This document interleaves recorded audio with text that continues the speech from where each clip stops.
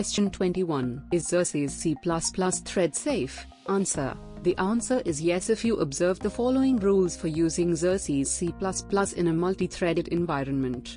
Within an address space, an instance of the parser may be used without restriction from a single thread, or an instance of the parser can be accessed from multiple threads, provided the application guarantees that only one thread has entered a method of the parser at any one time. When two or more parser instances exist in a process, the instances can be used concurrently without external synchronization. That is, in an application containing two parsers and two threads, one parser can be running within the first thread concurrently with the second parser running within the second thread. The same rules apply to Xerces C++ DOM documents. Multiple document instances may be concurrently accessed from different threads, but any given document instance can only be accessed by one thread at a time. The application also needs to guarantee that the XML platform utils :initialize and XML platform utils :terminate methods are called from the same thread. Usually the initial thread executing main or proper synchronization is performed by the application if multiple threads call XML platform utils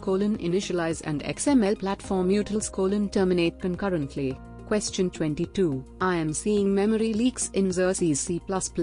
Are they real? Answer. The Xerces C++ library allocates and caches some commonly reused items. The storage for these may be reported as memory leaks by some heap analysis tools. To avoid the problem, call the function XML platform utils :terminate before your application exits. This will free all memory that was being held by the library.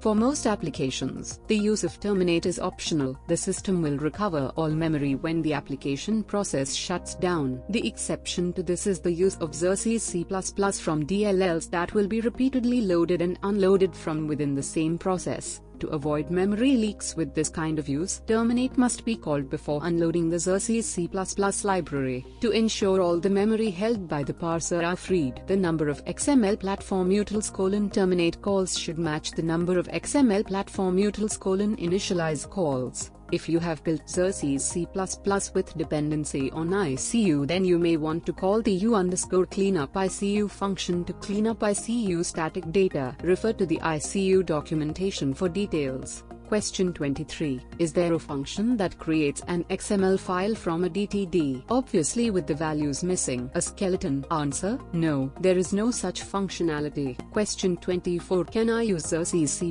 to perform write validation? That is, having an appropriate grammar and being able to add elements to the DOM whilst validating against the grammar? Answer. No, there is no such functionality. The best you can do for now is to create the DOM document, write it back as XML and reparse it with validation turned on. Question 25. Is there a facility in Xerces C++ to validate the data contained in a DOM tree, that is, without saving and reparsing the source document? Answer. No, there is no such functionality. The best you can do for now is to create the DOM document, write it back as XML and reparse it with validation turned on. Question 26. How to write out a DOM tree into a string or an XML file? Answer. You can use the DOM-ls serializer :write a string or DOM-ls serializer :write node to serialize a DOM tree. Please refer to the sample DOM print or the API documentation for more details of DOM-ls serializer. Question 27. Why doesn't DOM node :clone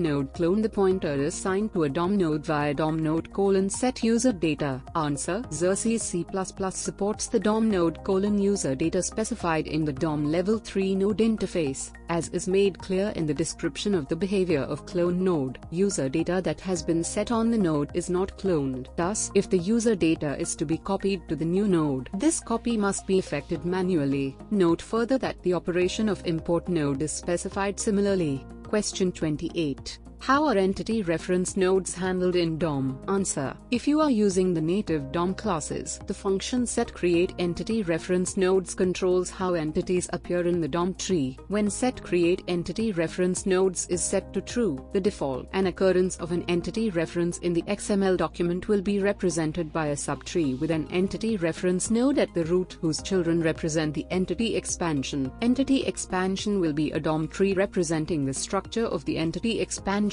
not a text node containing the entity expansion as text. If set create entity reference nodes is false, an entity reference in the XML document is represented by only the nodes that represent the entity expansion. The DOM tree will not contain any entity reference nodes. Question 29. Can I use Xerces C++ to parse HTML? Answer: yes, but only if the HTML follows the rules given in the XML specification. Most HTML, however, does not follow the XML rules and will generate XML well-formedness errors. Question 30. I keep getting an error, invalid UTF-8 character. What's wrong? Answer: most commonly, the XML encoding equals declaration is either incorrect or missing. Without a declaration, XML defaults to the use UTF-8 character encoding, which is not compatible with the default text file encoding on most systems. The XML declaration should look something like this: XML version equals 1.0, encoding equals ISO 8859-1.